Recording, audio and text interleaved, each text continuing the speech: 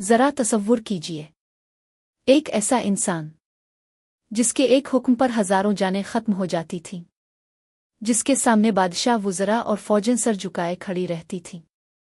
मैं तुम्हारा सबसे बड़ा रब हूं। एक ऐसा हुक्मरान जिसने कहा, मैं तुम्हारा सबसे बड़ा रब हूं। वो समझता था कि ताकत हमेशा उसके साथ रहेगी, कि इसकी सल्तनत कभी खत्म नहीं होगी, कि इसके मुकाबले में कोई खड़ा नहीं हो सकता। लेकिन तारीख गवाह है कि ताकत जब गुरूर बन जाए तो वही ताकत इंसान को तबाह कर देती है।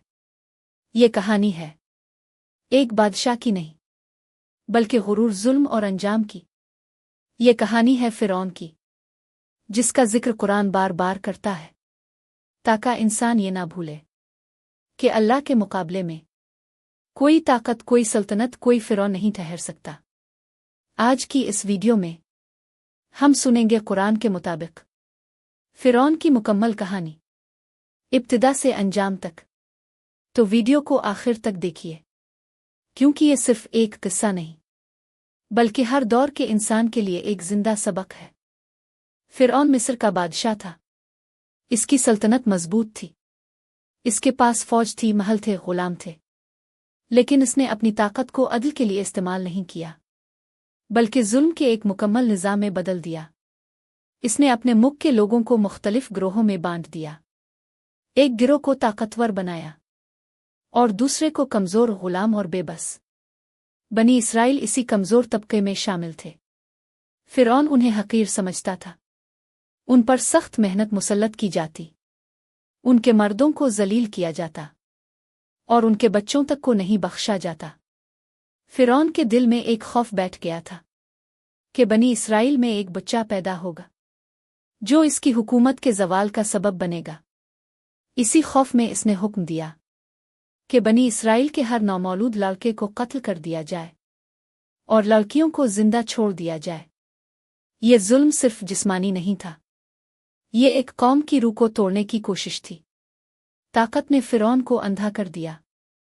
वो खुद को सिर्फ बादशाह नहीं समझता था, बल्कि इसने आहिस्ता आहिस्ता खुद को खुदा के मकाम पर बिठा लिया। वो लोगों से कहता था कि तुम्हारा सबसे बड़ा रब मैं हूं, मेरे सवा तुम्हारा कोई माबूद नहीं। इसके दरबार में सच बोलना जुर्म था और उसकी बात माना इबादत। इसने अपनी हुकूमत को खौफ, धोखे और झूठ के सहारे चलाया। लोग उसके सामने सजदा तो नहीं करते थे, लेकिन दिलों में इसका खौफ खुदा के खौफ से ज्यादा हो चुका था। इसी जुल्म के दौर में बनी इसराइल के एक घर में एक बच्चा पैदा हुआ। ये बच्चा था मूसा। इसकी माँ जानती थी कि अगर सिपाहियों को खबर हो गई तो इसका बेटा कत्ल कर दिया जाएगा। माँ का दिल खौफ से कांपता था। लेकिन इसी लम्हे अल्लाह ने इसके दिल में एक गैर मामूली सुकून डाल दिया। इसे एक इशारा मिला कि बच्चे को दूध पिलाती रहो और जब खतरा महसूस हो तो इसे एक संदूक में रख कर दरिया में छोड़ देना। यह हुक्म अक्ल के खिलाफ लगता था, लेकिन ईमान अक्ल से बुलंद होता है। माँ ने अपने दिल पर पत्थर रखा और अपने बच्चे को दरिया के हवाले कर दिया। दरिया बहता रहा और संदूक बहता हुआ फिरौन के महल के करीब जा पहुंचा। फिरौन के घर वालों ने इस बच्चे को दरिया से निकाला। ये वही बच्चा था जिसे मारने के लिए पूरा निजाम खड़ा किया गया था। लेकिन अल्लाह की तदबीर देखें, वही बच्चा फिरौन के महल में पलने लगा। फिरौन की बीवी ने इस बच्चे को अपना दिल दे दिया और इसे कत्ल करने से रोक दिया। यूं मूसा इसी महल में जवान हुए जहां जुल्म के फैसले होते थे। जवानी के आलम में मूसा ने एक दिन शहर में एक जुल्म होता देखा। एक इस्राएली एक मिस्री के हाथों मजलूम हो रहा था।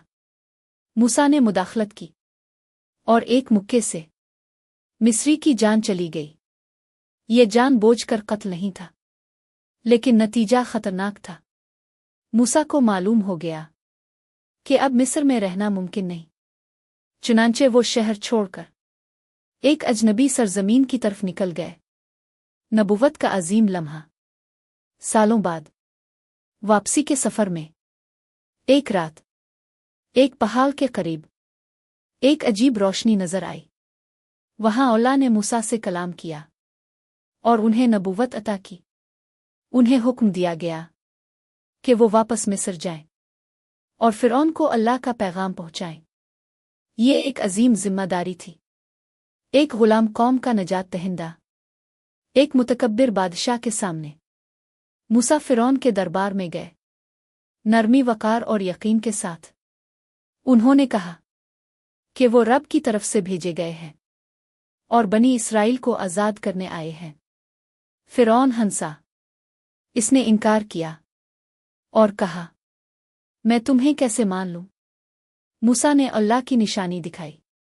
उनका असा सांप बन गया और हाथ रोशनी से चमक उठा। लेकिन फिरौन ने सच कबूल नहीं किया।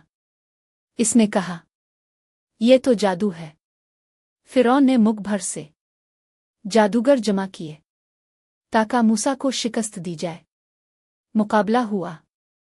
जादूगरों ने रस्सियां फेंके। लोगों की आंखों पर जादू हो गया। फिर मूसा ने असा डाला और वो सब कुछ निगल गया। जादूगर फौरन समझ गए, ये जादू नहीं, ये हक है। वो सब सजदे में गिर गए और ईमान ले आए। फिरौन चीख उठा। इसने धमकियां दी, लेकिन हक उनके दिलों में उतर चुका था। फिरौन का दिल और सख्त हो गया। अल्लाह ने इस पर मुख्तलिफ निशानियां भेजे ताकि वो पलट आए। लेकिन हर बार वो वदा करता, फिर तोड़ देता। आखिरकार अल्लाह ने मूसा को हुक्म दिया कि बनी इसराइल को लेकर रातों रात मिस्र छोड़ दो। फिरौन को खबर मिली। इसने फौज के साथ ताकुब किया। आगे समंदर था, पीछे दुश्मन। मूसा ने असा मारा, समंदर फट गया, रास्ता बन गया, कौम पार हो गई। फिरौन पीछे आया, लेकिन पानी वापस आ गया। गुरूर समंदर में दफन हो गया। डूबते वक्त इसने ईमान का ऐलान किया, लेकिन अब बहुत देर हो चुकी थी। अंजाम और अबदी इबरत। फिरौन का जिस्म समंदर से निकाला गया ताकि आने वाली नस्लें देखें। यह है अंजाम इस शख्स का जो खुद को खुदा कहता था। इख्तितामिया पैगाम। ये कहानी सिर्फ फिरौन की नहीं, ये हर इस इंसान की है जो ताकत पाकर अल्लाह को भूल जाए।